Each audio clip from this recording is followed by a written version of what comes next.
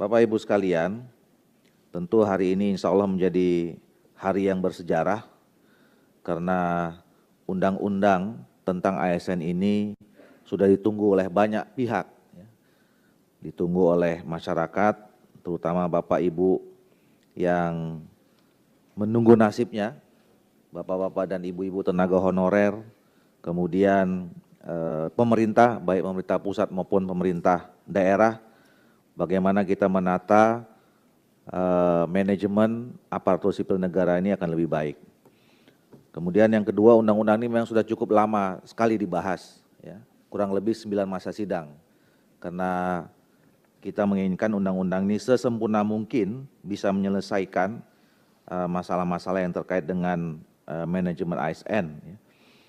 Karena ini menyangkut banyak sekali nasib dan masa depan Bapak Ibu kita yang selama ini bekerja menjalankan roda pemerintahan baik di pemerintah pusat maupun pemerintah daerah. Jadi udah hampir berapa ya, 2 tahunan ya, 2 tahun setengah kita membahas undang-undang ini. Alhamdulillah akhirnya kita bisa menyelesaikan. Mudah-mudahan hari ini rapatnya lancar dan kita bisa menyepakati undang-undang ini pada pengambilan keputusan tingkat 1.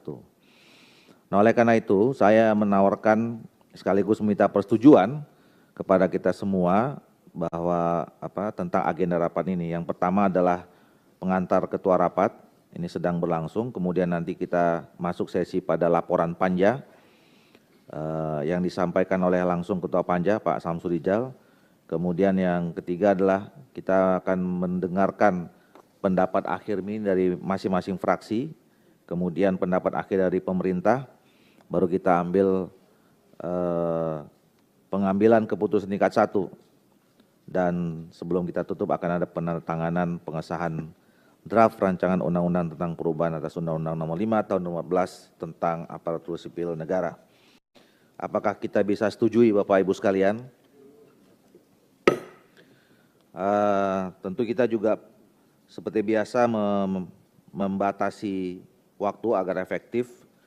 Kita juga sepakati sampai pukul 12.45. Setuju? Setuju.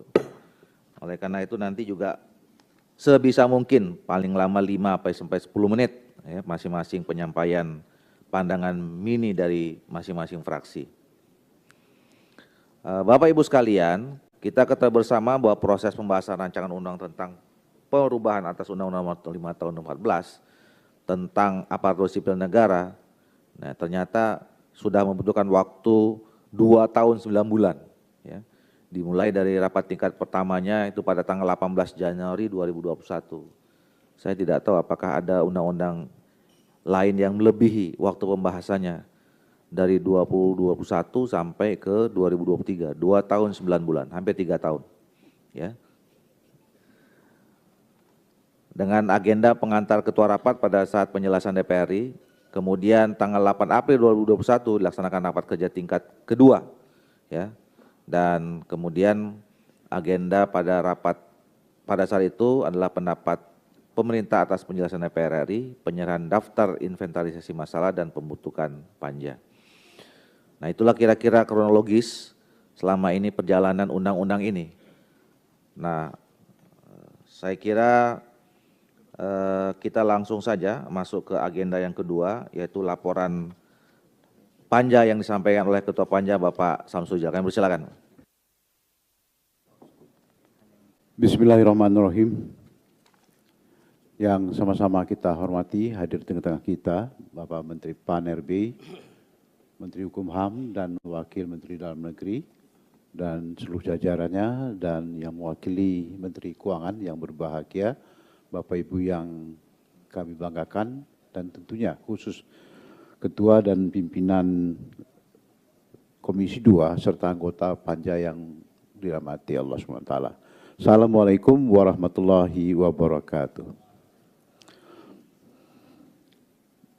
Perkenankan kami menyampaikan laporan Panitia Kerja Komisi 2 DPR RI terhadap pembahasan rancangan undang-undang tentang aparatur sipil negara sebagai berikut. Kegiatan panja. Panja pembahasan revisi Rancangan Undang-Undang ASN dibentuk pada tanggal 8 April tahun 2021 pada saat rapat kerja tingkat 1 kedua Komisi 2 DPR RI dengan Menpan RB, Mendagri, Menkumham, dan Menteri Keuangan sekaligus penyerahan daftar isian masalah DIM. Pada tanggal 28-29 Juni tahun 2021 diadakan rapat dengar pendapat Panja RUU ASN untuk mendapatkan masukan terkait pembahasan RUU ASN dengan atau bersama Ombudsman RI, GTK HKN di atas 35 tahun, guru tenaga kependidikan honor non kategori umur di atas 35 tahun, dan FPPI PHK 21.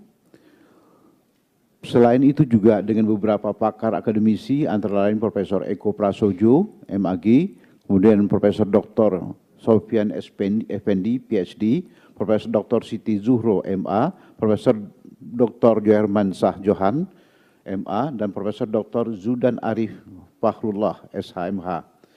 Selanjutnya, pada tanggal 27 Agustus tahun 2021 diadakan kunjungan kerja Panja RUU ASN ke Provinsi Jawa Barat, dan pada tanggal 30 Agustus 2021 ke Provinsi Jawa Timur, dan pada tanggal 4 September tahun 2021 diadakan rapat konsinyering Panja RUU ASN dengan pemerintah.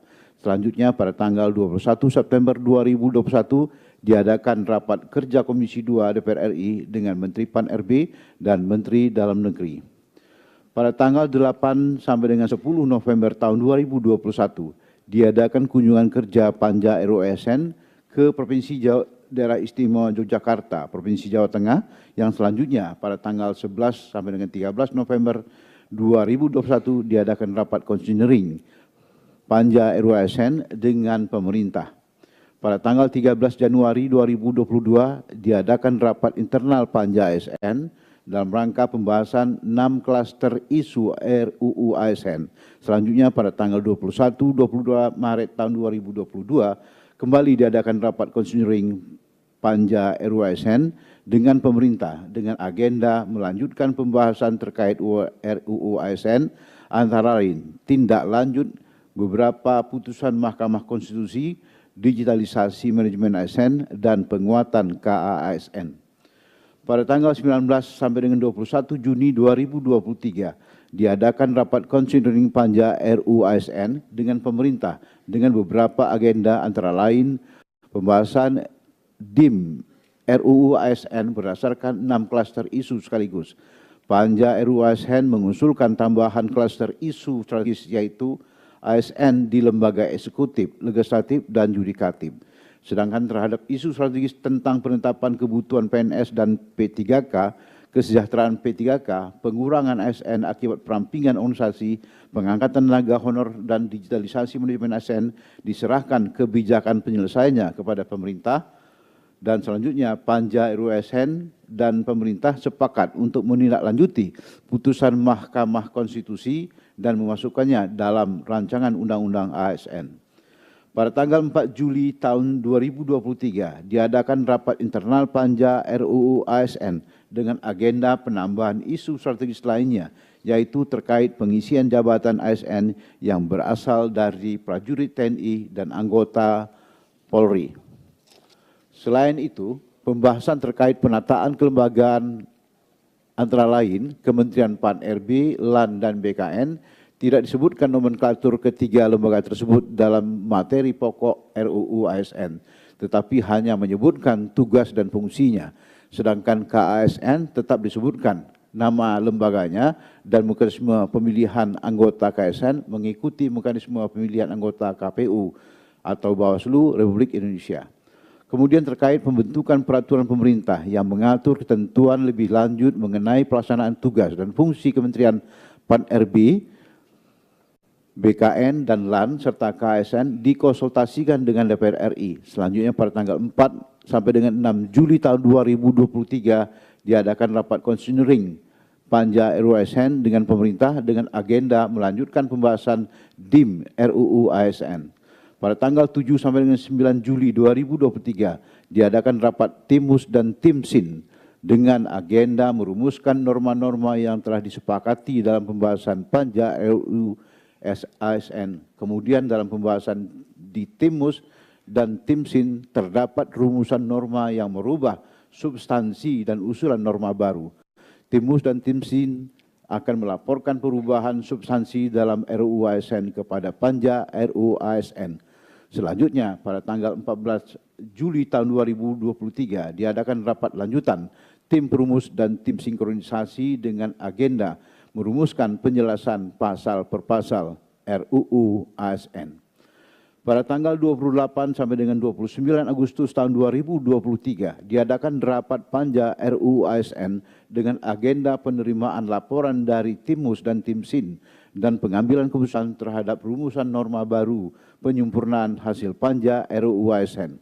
Berdasarkan laporan Timus dan Timsin kepada Panja, terdapat 3 substansi pasal yang perlu disepakati dalam rapat Panja, yaitu 1. Perubahan substansi pasal 21 terkait hak pegawai ASN dan usul norma baru, yaitu pasal 21A dan pasal 21B terkait pemberian jaminan pensiun dan jaminan hari tua bagi pegawai ASN yang terdiri dari pegawai negeri sipil dan P3K. 2. Usulan norma baru pasal 131A terkait penyelesaian permasalahan tenaga honorer yang penataannya selesai paling lambat 2 Desember 2024 dan pelarangan pengangkatan tenaga honorer.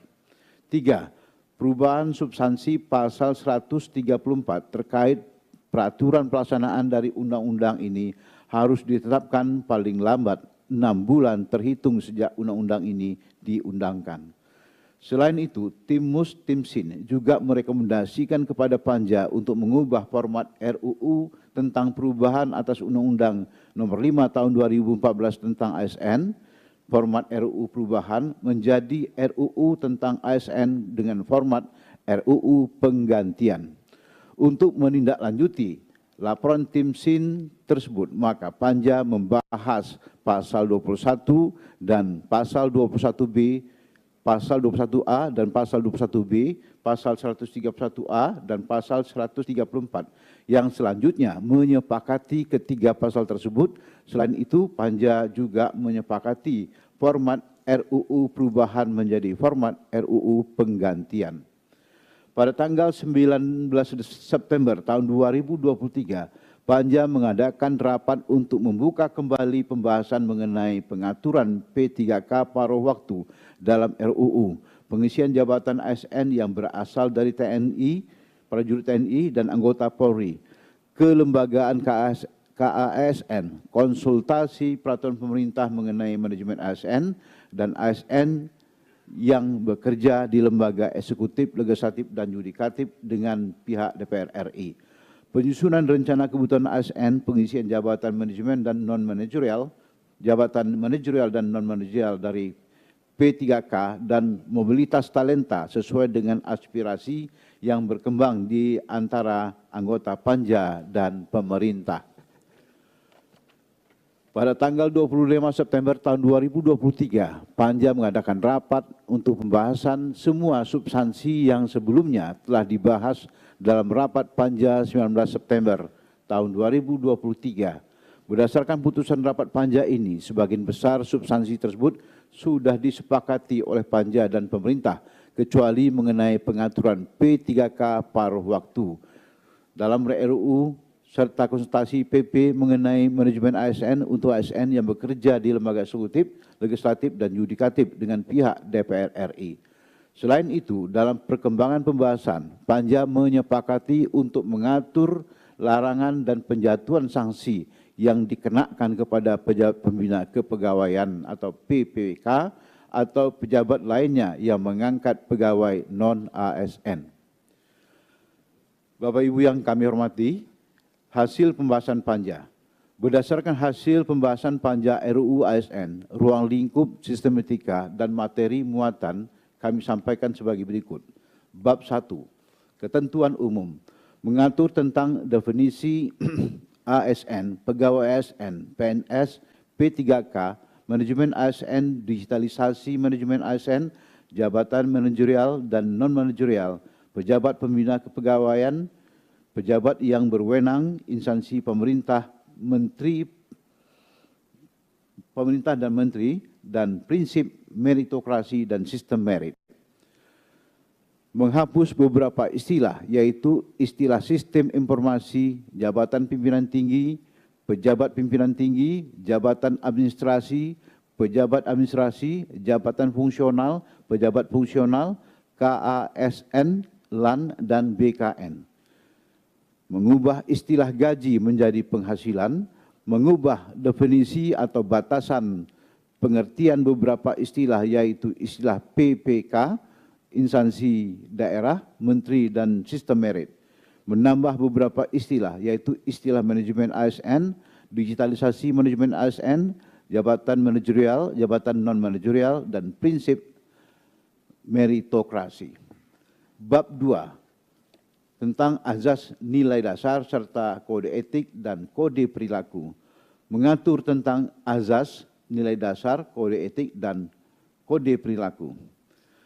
Menghapus norma prinsip sudah tercantum dalam nilai dasar, mengubah nilai dasar yang lebih operasional, serta memberikan penguatan terhadap core value ASN, yaitu berakhlak, yang dilaunching Presiden Republik Indonesia pada tanggal 27 Juli tahun 2021 yang berlaku untuk ASN di semua instansi pemerintah. Nilai berakhlak kemudian dijabarkan dalam kode etik dan kode perilaku. Bab 3, jenis dan kedudukan, mengatur tentang jenis dan kedudukan pegawai ASN, menambah usulan norma baru, yaitu tugas jabatan pemerintah tertentu P3K dapat bekerja secara penuh waktu atau paruh waktu. Bab 4, fungsi, tugas, dan peran, mengatur tentang fungsi, tugas, dan peran pegawai ASN, tidak ada perubahan. Bab 5, jabatan ASN, mengatur tentang jenis jabatan ASN, mengelompokkan jenis jabatan menjadi dua, yaitu jabatan manajerial dan non-manajerial. Jabatan manajerial terdiri dari jabatan pimpinan tinggi utama, jabatan pimpinan tinggi media, jabatan tinggi pratama, jabatan administrator, dan jabatan pengawas. Jabatan non-manajerial terdiri dari jabatan fungsional dan jabatan pelaksana. Pengisian jabatan ASN dari prajurit TNI dan anggota Polri. Bab 6, hak dan kewajiban, mengatur tentang hak dan kewajiban pegawai ASN. Tidak ada pembedaan hak dan kewajiban antara pegawai negeri sipil dengan P3K. Pegawai ASN berhak memperoleh penghargaan dan pengakuan berupa material dan atau non-material. Perubahan komponen hak, yaitu penghargaan dan pengakuan yang terdiri atas penghasilan, penghargaan yang bersifat motivasi, tunjangan dan fasilitas, jaminan sosial, lingkungan kerja, pengembangan diri, dan bantuan hukum. Penjabaran terkait komponen penghargaan dan pengakuan, serta penyederhanaan komponen kewajiban pegawai ASN. Bab 7, kelembagaan, mengatur tentang kelembagaan, penataan kelembagaan, dan menegaskan fungsi koordinasi Kementerian PAN-RB terhadap rencana kerja lembaga yang berkaitan dengan penyelenggaraan ASN. Tidak menyebutkan nomenklatur KASN, LAN, dan BKN, tetapi hanya menyebutkan tugas dan fungsinya yang lebih lanjut diatur dalam peraturan Presiden. Bab 8, manajemen ASN, mengatur tentang manajemen ASN. Menggabungkan manajemen PNS dan P3K menjadi manajemen ASN sehingga tidak ada pembedaan antara manajemen PNS dengan P3K. PNS dan P3K sama-sama memiliki pengembangan talenta dan karir serta jaminan pensiun. penambahan norma baru terkait dengan penerapan manajemen ASN yang bekerja di instansi pemerintah disesuaikan dengan karakteristik kelembagaan masing-masing. Mengatur mengenai komponen manajemen ASN, perubahan kategori pemberhentian bagi pegawai ASN, yaitu atas permintaan sendiri dan tidak atas permintaan sendiri. Menindaklanjuti putusan MK nomor 87 PUU 16 Romawi 2018 mengenai pemberhentian pegawai ASN. Bab 9. Pegawai ASN yang menjadi pejabat negara. Mengatur tentang pegawai ASN yang menjadi pejabat negara. Menindaklanjuti putusan Mahkamah Konstitusi nomor 41 PUU 12 Romawi 2014 terkait ketentuan dalam pasal 119 dan pasal 123 ayat 3 Undang-Undang nomor 5 tahun 2014 tentang ASN. Menindaklanjuti putusan Mahkamah Konstitusi nomor 8 PUU 13 Romawi 2015 terkait ketentuan dalam pasal 124 ayat 2 Undang-Undang nomor 5 tahun 2014 tentang ASN. Bab 10. Organisasi. Mengatur tentang organisasi profesi ASN. Mengubah norma tentang Korps Profesi Pegawai ASN menjadi organisasi profesi ASN. Transformasi organisasi profesi melalui perluasan tujuan untuk meningkatkan motivasi kerja, engagement, dan semangat kolaboratif ASN sehingga dapat meningkatkan kinerja yang lebih produktif, inovatif, dan kreatif dalam mencapai tujuan organisasi. Perluasan fungsi organisasi profesi untuk pemajuan kepentingan ASN dalam perumusan kebijakan, pendorong keselarasan dalam penyelenggaraan manajemen ASN, serta perbaikan kesetaraan dan kualitas lingkungan kerja ASN. Memberikan ruang kepada pemerintah untuk melakukan penguatan dan transformasi organisasi profesi ASN dengan hanya menyebutkan tujuan dan fungsi secara umum tanpa menyebutkan nomenklatur. Bab 11. Digitalisasi manajemen ASN. Mengatur tentang digitalisasi manajemen ASN. Mengubah sistem informasi ASN dan memperluas cakupannya menjadi digitalisasi manajemen ASN yang terintegrasi secara nasional. Bab 12. Penyelesaian sengketa. Mengatur tentang penyelesaian sengketa pegawai ASN. Ketentuan terkait pengajuan keberatan secara tertulis kepada atasan, pejabat yang berwenang menghukum dan ketentuan banding administrasi yang diajukan kepada Badan Pertimbangan ASN dihapus. Bab 13. Larangan. Mengatur tentang larangan mengangkat pegawai non-ASN dan sanksinya. Menambah ketentuan mengenai larangan pengangkatan pegawai non-ASN dan sanksi yang dikenakan kepada P3K atau pejabat lainnya yang, kami ulangi, menambah ketentuan mengenai larangan mengangkat pegawai non-ASN dan sanksi yang dikenakan terhadap pejabat pembina kepegawaian atau pejabat lainnya yang mengangkat pegawai ASN. Bab 14. Ketentuan peralihan. Mengatur tentang ketentuan peralihan.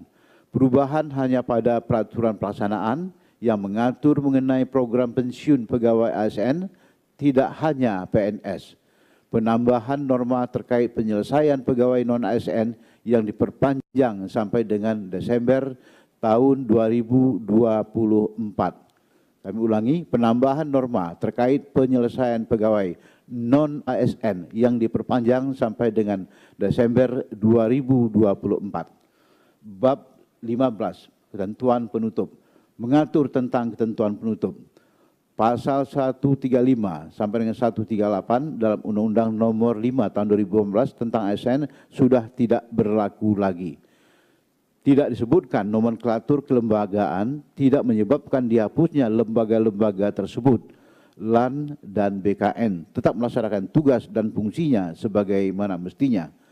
KASN tetap melaksanakan tugas dan fungsinya sampai ditetapkannya peraturan pelaksanaan dari undang-undang ini yang mengatur mengenai kelembagaan. Kebijakan dan manajemen ASN yang diatur dalam undang-undang ini dilaksanakan dengan memperhatikan kekhususan daerah tertentu dan warga negara dengan kebutuhan khusus. Ketentuan manajemen ASN dalam undang-undang ini dilaksanakan paling lama 1 tahun terhitung sejak undang-undang ini diundangkan.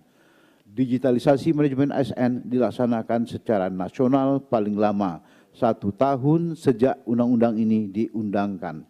Pada saat undang-undang ini mulai berlaku, ketentuan peraturan perundang-undangan mengenai kode etik dan penyelesaian penyelenggaraan pelanggaran terhadap kode etik bagi jabatan fungsional tertentu dinyatakan tetap berlaku sepanjang tidak bertentangan dengan undang-undang ini. Pada saat undang-undang ini mulai berlaku, semua peraturan perundangan yang merupakan peraturan perundangan dari pelaksanaan dari Undang-Undang Nomor 5 Tahun 2014 tentang aparatur sipil negara dinyatakan masih tetap berlaku sepanjang tidak bertentangan dengan ketentuan dalam undang-undang ini. Pada saat undang-undang ini mulai berlaku, Undang-Undang Nomor 5 Tahun 2014 tentang aparatur sipil negara dicabut dan dinyatakan tidak berlaku lagi. Peraturan pelaksanaan dari undang-undang ini harus ditetapkan paling lama 6 bulan terhitung sejak undang-undang ini diundangkan. Undang-undang ini mulai berlaku pada tanggal diundangkan.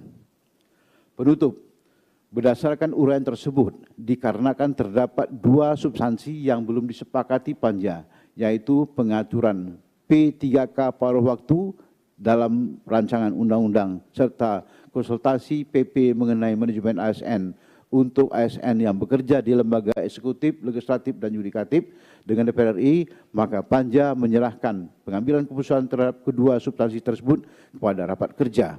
Selain itu, berdasarkan keputusan rapat Panja yang menghendaki agar perubahan format RUU tentang perubahan atas Undang-Undang Nomor 5 2014 tentang ASN dengan format RUU perubahan menjadi RUU tentang ASN dengan format RUU penggantian. Ditegaskan dalam rapat kerja, maka Panja juga menyerahkan pengambilan keputusan terhadap hal tersebut kepada rapat Panja. Demikian laporan Panja Komisi 2 DPR RI mengenai RUU tentang ASN ini. Untuk itu kami mohon kiranya agar rapat kerja Komisi 2 DPR RI dapat segera membahas dan mengambil keputusan terhadap materi muatan yang belum dapat diputuskan dalam rapat Panja, serta menegaskan kembali format RUU perubahan menjadi format RUU penggantian. Sekian, terima kasih. Wassalamualaikum warahmatullahi wabarakatuh. Ketua Panja RUU ASN Komisi 2 DPR RI tertanda Samsul Rizal nomor A462. Terima kasih. Sesi untuk meminta pendapat akhir dari pemerintah. Silakan.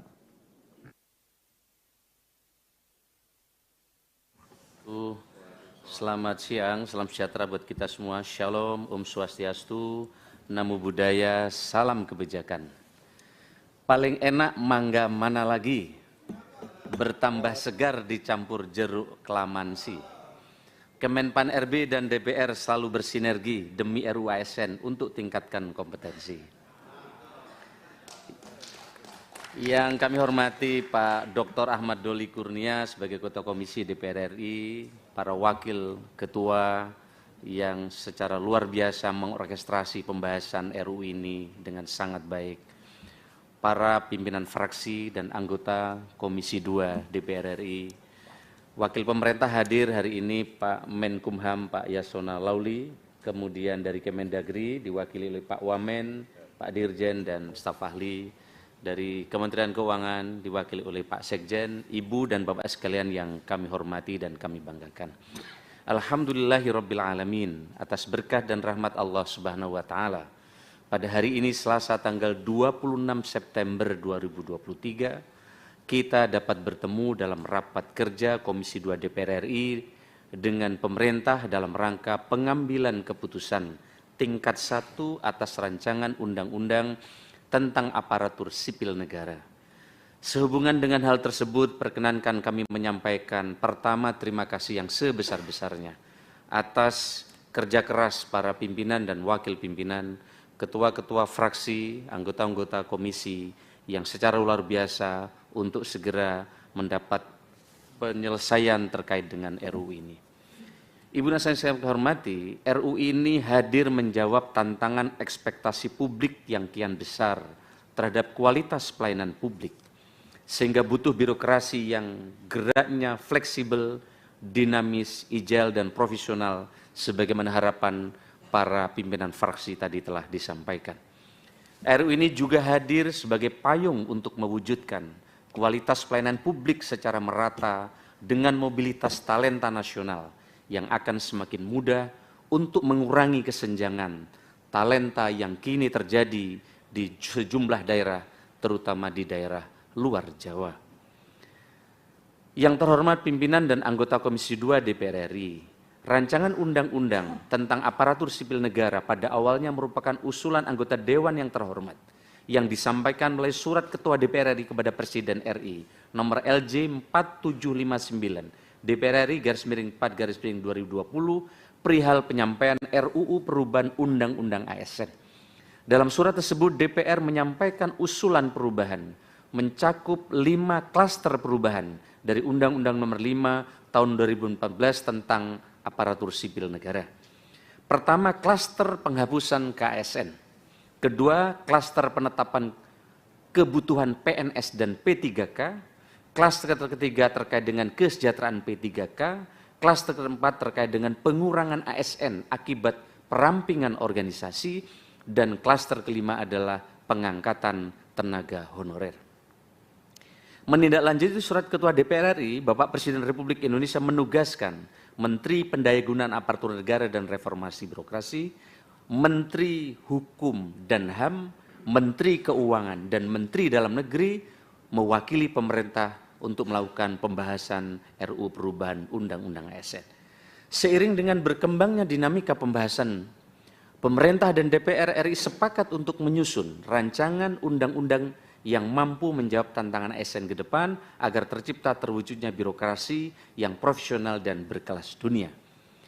Indeks persepsi korupsi semakin baik dan indeks efektivitas pemerintah yang semakin baik. Itulah harapan dari prioritas ini. Hal ini dilakukan demi terwujudnya pelayanan publik yang lebih baik dan masyarakat yang makin sejahtera. Untuk itu pemerintah dan DPR RI sepakat melakukan beberapa penyelesaian klaster dan menambah 2 klaster pembahasan, yaitu digitalisasi manajemen ASN dan pengaturan khusus ASN pada lembaga legislatif dan yudikatif.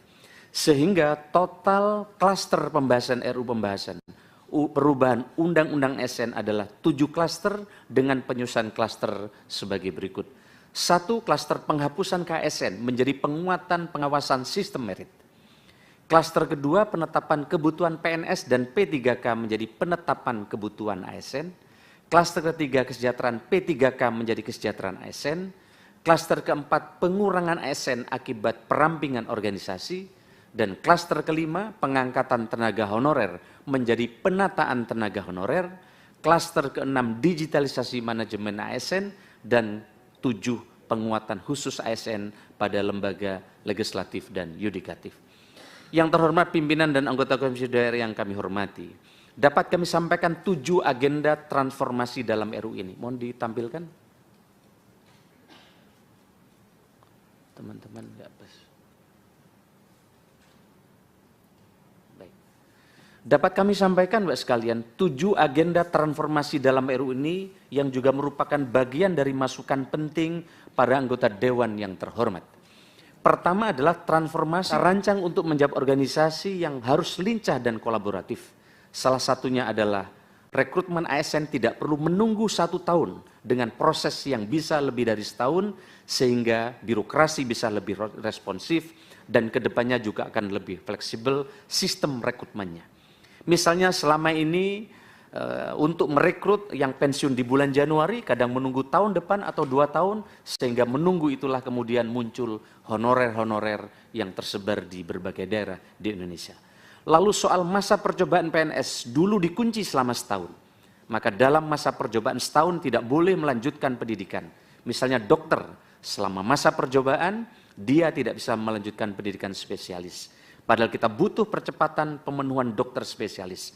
Lalu dosen CPNS, dia dikunci masa percobaan setahun sehingga CPNS tidak bisa melakukan percepatan belajar, lalu ditambah setahun jadi PNS, baru boleh belajar, dan berarti mereka kehilangan waktu yang cukup panjang. Kedua, soal kemudahan mobilitas talenta nasional. Kita dedikasikan untuk mengatasi kesenjangan. Kita tahu bahwa talenta yang ada saat ini masih terpusat di kota-kota besar saja, terutama di Jawa. Ada lebih dari 130.000 formasi untuk daerah 3T pada tahun-tahun sebelumnya, tetapi tidak terisi. Kedepan dengan undang-undang yang baru ini, mobilitas talenta bisa dijalankan untuk menutup kesenjangan talenta. Dulu basis permintaan dari pejabat pembina kepegawaian usul ke menteri, kita sulit mengatur apabila tidak ada permintaan. Maka dengan undang-undang ini, pemerintah bisa mengatur mobilitas talenta untuk lebih cepat. Apalagi kita akan berikan reward, kenaikan kelas jabatan atau pangkat jauh lebih cepat dibanding di Jawa atau di kota-kota ketika mereka ditempatkan di 3T tadi. Ketiga, soal percepatan pembangunan kompetensi ASN. Nanti pola pengembangan kompetensi tidak lagi klasikal seperti penataran. Dulu istilahnya jam pelajaran, tapi dengan RU ini kita rancang lebih ke experiential learning, kata Pak Alek, istilah Pak Alek. Ada magang, ada on the job training, bahkan bisa kita rancang sebelum duduk di kepala dinas tertentu harus magang di UMN besar minimal 2 bulan dan seterusnya. Kalau di Diknas ada program Merdeka Belajar, maka di Undang-Undang S ini adalah program Merdeka Bekerja. Keempat, penuntasan penataan tenaga honorer. Penataan tenaga honorer sampai saat ini belum terselesaikan, bahkan jumlahnya semakin bertambah. Diharapkan dengan adanya revisi undang-undang ini, penataan tenaga non-ASN akan segera bisa diselesaikan sebagaimana harapan anggota Dewan yang terhormat. Kelima adalah reformasi pengelolaan kinerja dan kesejahteraan ASN.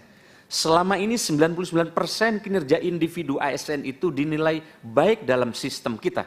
Karena pimpinan itu sungkan kalau ngasih angka kurang baik, sehingga pilihannya hanya baik atau sangat baik. Tetapi ternyata kinerja individu belum selaras dengan kinerja organisasi, di mana masih relatif cukup banyak komplain pelayanan publik yang kita desain keselarasannya antara kinerja individu dan seterusnya dan seterusnya. Yang berikutnya adalah dalam rapat Panja RU Perubahan Undang ASN 28 Agustus 2023, Ketua Tim Perumus dan Tim Sinkronisasi menyampaikan bahwa dengan mengacu pada ketentuan angka 237 lampiran 2 Undang-Undang Nomor 12 Tahun 2011 tentang pembentukan peraturan perundang-undangan, serta dengan mempertimbangkan adanya perubahan sistematika peraturan perundang-undangan, adanya perubahan materi muatan lebih dari 50% dan adanya perubahan esensi Undang-Undang Nomor 5 Tahun 2018, maka rancangan undang-undang tentang aparatur sipil negara akan disusun sebagai undang-undang yang baru dengan format penggantian.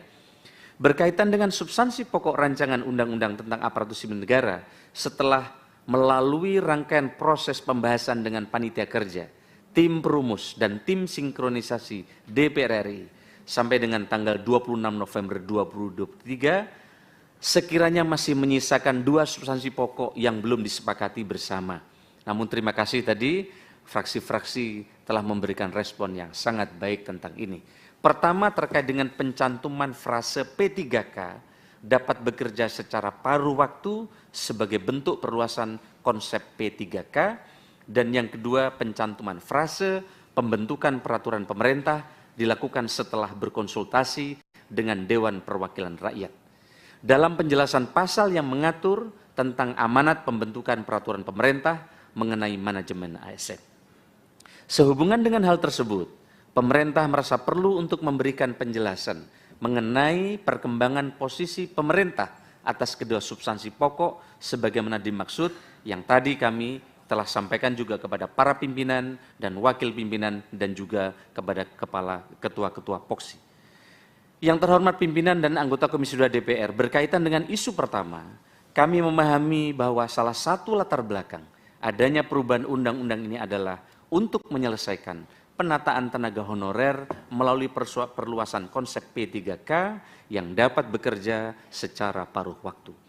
Kami sangat berterima kasih kepada seluruh anggota Dewan yang terhormat yang memiliki semangat untuk memberikan kepastian terkait dengan penataan tenaga honorer dalam undang-undang ini, termasuk dengan solusi P3K paruh waktu. Dapat kami sampaikan juga bahwa pada intinya pemerintah juga memiliki semangat dan cara pandang yang sama untuk memperluas mekanisme dan skema kerja P3K sebagai solusi untuk penyelesaian penataan honorer. Namun demikian, pencantuman frase paruh waktu dalam undang-undang ini kiranya perlu ditinjau ulang karena kaitannya dengan semangat yang dibangun untuk menciptakan produk hukum yang tidak mudah diubah-ubah dalam jangka panjang. Frase paruh waktu bagi pemerintah merupakan metode strategi terhadap penyelesaian tenaga honorer. Maka metode penyelesaiannya sangat bersifat teknis karena terkait dengan jam kerja pegawai ASN dan bukan merupakan kualifikasi atau pengkategorian yang tersendiri dari PNS maupun P3K. Oleh karenanya sangat besar kemungkinannya untuk dilakukan penyesuaian di masa mendatang sesuai dengan tantangan dan perkembangan zaman. Untuk itu, pemerintah berpandangan pengaturan terkait dengan P3K yang dapat bekerja secara paruh waktu sebaiknya diatur dalam peraturan pemerintah sebagai peraturan pelaksana dari undang-undang ini. Pemerintah dengan pengawasan DPR RI akan memastikan penataan tenaga honorer sesuai dengan aspirasi dari anggota Dewan yang terhormat, termasuk menempatkan skema paruh waktu sebagai solusi atas penataan tenaga honorer. Selanjutnya, berkaitan dengan isu kedua, kami memahami adanya kebutuhan DPR untuk memastikan substansi yang diatur dalam peraturan pemerintah sebagai ketentuan pelaksanaan undang-undang ini agar sesuai dengan semangat dan tujuan awalnya. Pemerintah berpendapat bahwa proses konsultasi tersebut dapat dilakukan melalui rapat kerja, rapat konsinyering, atau rapat dengar pendapat, dan juga yang selama ini sudah berjalan dengan baik dan sangat kondusif bersama Komisi 2 DPR RI.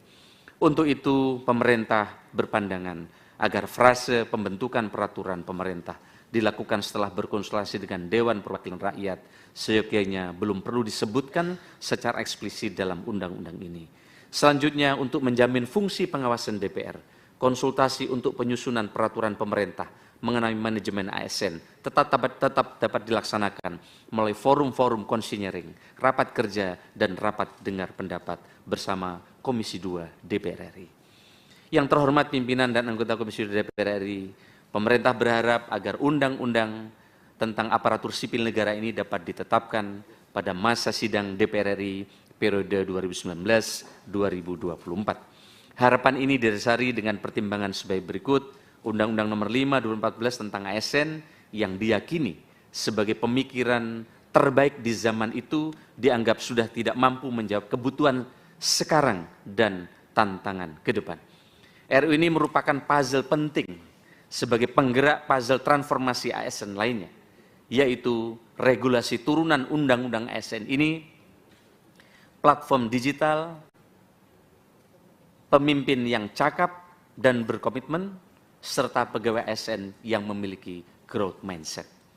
3. Rancangan undang-undang tentang aparatur sipil negara telah dibahas selama 9 kali masa sidang atau sekitar kurun waktu 3 tahun 5 bulan sejak bulan April tahun 2020.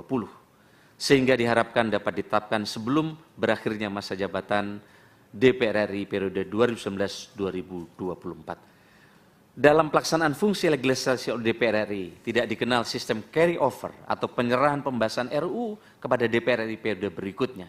Dan apabila hal ini terjadi, maka rancangan undang-undang tentang aparatur sipil negara harus dibahas dan dari awal oleh pemerintah dan DPR yang baru. Oleh karena itu, pemerintah menyerahkan sepenuhnya kepada DPR RI dalam menetapkan RUU tentang aparatur sipil negara tersebut sesuai dengan fungsi legislasi DPR RI yang diamanatkan oleh konstitusi. Bapak Ibu sekalian yang kami hormati para pimpinan, demikianlah pendapat akhir mini pemerintah mengenai rancangan undang-undang tentang aparatur sipil negara. Sekali lagi pemerintah mengucapkan terima kasih yang tidak terhingga kepada pimpinan Komisi 2 dan seluruh anggota Komisi 2 DPR RI yang telah berperan aktif dalam rangkaian pembahasan rancangan undang-undang tentang aparatur sipil negara ini. Kami berterima kasih juga kepada teman-teman Kemkumham, teman-teman dari Kemendagri, teman-teman juga dari Kementerian Keuangan, dan semua tim dari pemerintah yang telah bekerja keras untuk menyelesaikan undang-undang ini. Semoga ikhtiar ini untuk menciptakan ASN yang profesional dan berkelas dunia agar pelayanan publik menjadi lebih baik dan masyarakat semakin sejahtera dapat terwujud. Jalan-jalan ke Bunaken, jangan lupa memakai batik. Mari kita dukung RUU ASN untuk masa depan yang lebih baik. Terima kasih, selamat siang, Santi Santi Namo Buddhaya, salam kebajikan, wallahul muwaffiq ila aqwamit thoriq, wassalamualaikum warahmatullahi wabarakatuh.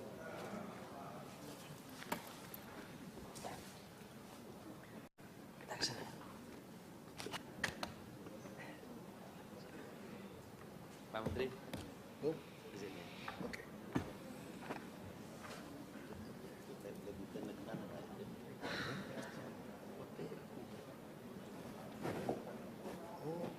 Kata UTK Kumham. Oh iya, bisa saya cek ada buku putihnya. Iya Pak. Iya.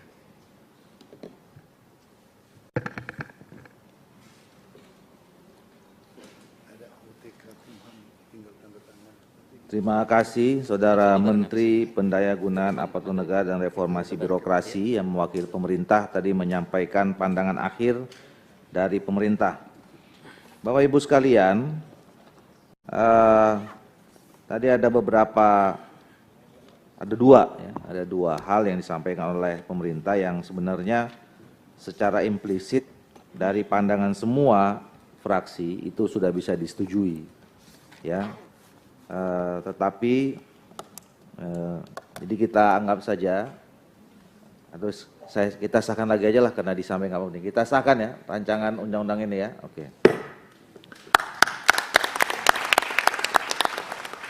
Nah, Saudara Menteri dan Bapak Ibu sekalian, ini perlu menjadi aksentuasi kita ya, bahwa salah satu concern dari Komisi 2 terhadap undang-undang ini adalah ini menjadi payung hukum penyelesaian masalah tenaga honorer.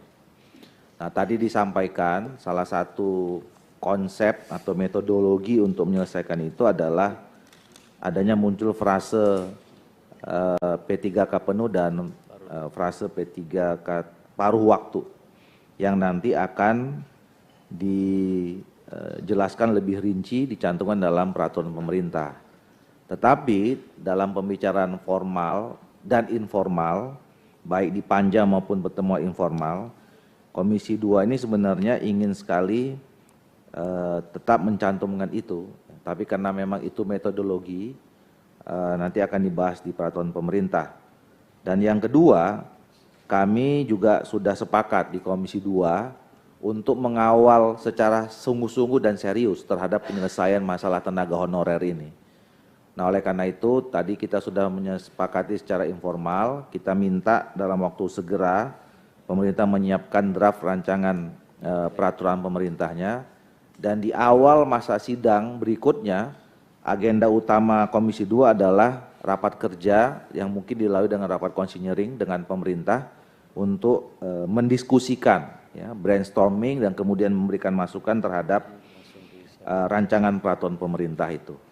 Ya, jadi ini adalah sekali lagi bentuk komitmen kami di Komisi 2 terhadap penyelesaian masalah tenaga honorer ini. Nah, oleh karena itu Bapak Ibu sekalian, kita sudah tadi sama-sama mendengarkan. Tibalah saatnya kita masuk ke sesi pengambilan keputusan tingkat 1. Saya ingin bertanya kepada kita semua, apakah kita bisa menyetujui ya rancangan undang-undang ini kita sahkan menjadi keputusan di tingkat 1 dan kemudian kita sampaikan ke rapat paripurna untuk diteruskan pengambilan keputusan pada tingkat 2. Apakah kita setuju? Ya, alhamdulillah rabbil alamin. Nah, dengan demikian, Bapak Ibu sekalian, kita tinggal memasuki acara penandatanganan dan pengesahan draft rancangan undang-undang. Oleh karena itu, supaya tidak crowded, ya, biasanya saya atas izin kita semua, kita tutup dulu, baru nanti kita tanda tangan dan kita anggap rapat ini selesai. Ya. Jadi kita masukkan agenda penandatanganan pengesahan itu walaupun sesudah tutup adalah menjadi bagian dari rapat dan pengambilan keputusan pada rapat kerja tingkat 1 ini. Nah, sebelum saya tutup, saya tentu mengucapkan atau kami mengucapkan terima kasih kepada pemerintah yang diwakili oleh Menteri PAN RB pada hari ini dan selama ini bekerja cukup luar biasa, 2 tahun 9 bulan. Tepuk tangan dulu buat kita semua, 2 tahun 9 bulan. Terima kasih juga pada Menteri Hukum dan HAM beserta seluruh jajaran.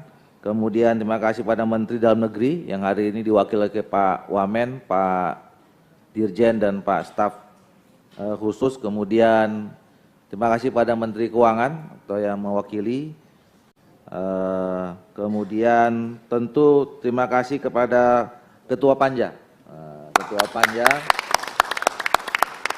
dan seluruh anggota Panja. Terima kasih juga kepada seluruh pimpinan dan anggota Komisi 2 DPR RI. Dengan mengucapkan Alhamdulillahirabbil alamin, maka rapat kerja ini saya nyatakan resmi ditutup. Terima kasih, selamat siang, selamat sejahtera bagi kita semua. Bila taufiq hidayah, assalamualaikum warahmatullahi wabarakatuh.